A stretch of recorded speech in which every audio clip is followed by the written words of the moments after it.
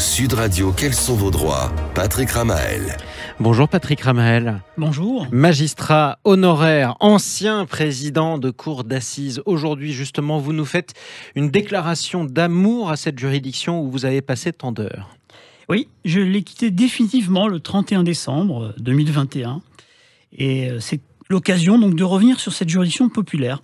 Le terme assise remonte au droit féodal. La cour du roi, il y a plus de 1000 ans, avait un rôle, bien sûr, de conseil politique, mais un rôle de cour de justice. Et on disait qu'elle tenait ses assises là où le roi se trouvait. La cour d'assises a gardé donc cette tradition de juridiction intermittente. J'ai profondément aimé cette juridiction et j'ai voulu vous la présenter aujourd'hui sous la forme d'un dictionnaire amoureux. Bon, on va commencer par la lettre C tout de suite. Alors C, bien sûr, comme crime. Oui. C'est la juridiction qui est chargée de juger les crimes, c'est-à-dire les infractions les plus graves de notre code pénal, l'assassinat, le meurtre, le viol, le vol avec arme. C'est ça. C'est comme continuité des débats aussi. Et oui, c'est une conséquence de la présence des jurés qui sont tirés au sort pour juger une affaire. Avec des magistrats professionnels au tribunal correctionnel, on peut renvoyer une affaire en continuation. À la cour d'assises, les débats ne peuvent pas être interrompus. Sinon, il faut recommencer le procès à zéro avec le tirage au sort d'un nouveau jury. Oui, ça prend énormément de temps. Mais je rassure, les débats peuvent être suspendus durant le temps nécessaire au repos de tous, c'est-à-dire la nuit bien sûr et les week-ends. L'affaire doit aller jusqu'à son terme pour passer à l'affaire suivante. Allez, on continue avec la lettre C, toujours. C comme costume d'audience. Et oui, les magistrats professionnels de la cour d'assises portent le costume de l'audience solennelle, car c'est une audience dite solennelle, donc le rouge et le noir, et l'hermine pour certains. Et alors, on passe à la lettre O du coup ? Alors, O comme oralité des débats. Ouais. La procédure est orale, les preuves sont débattues contradictoirement, audition des témoins, rapport à la barre des experts.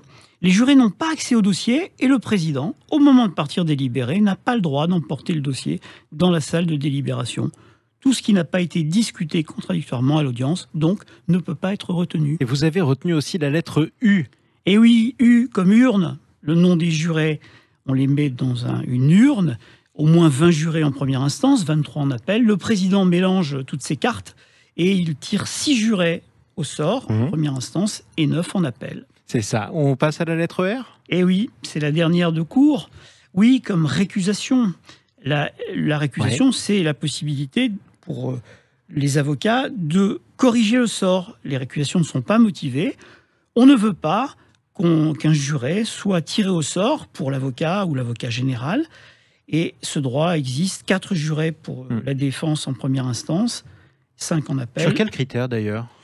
Il n'y a pas de critère, en réalité. C'est délit de sale tête, mauvais feeling de l'avocat. Non, c'est plutôt parce qu'on pense que compte tenu de la profession, de l'âge, du sexe, qu'il aura un parti pris alors qu'il a été tiré au sort. On passe à la lettre R. R comme rapport, Patrick. Alors, le rapport, c'est juste après le tirage au sort du jury de jugement, c'est le président qui fait un rapport, qui présente d'une façon synthétique les faits, les éléments à charge et à décharge, et une sorte de résumé qui se termine par la qualification des faits reprochés à l'accusé.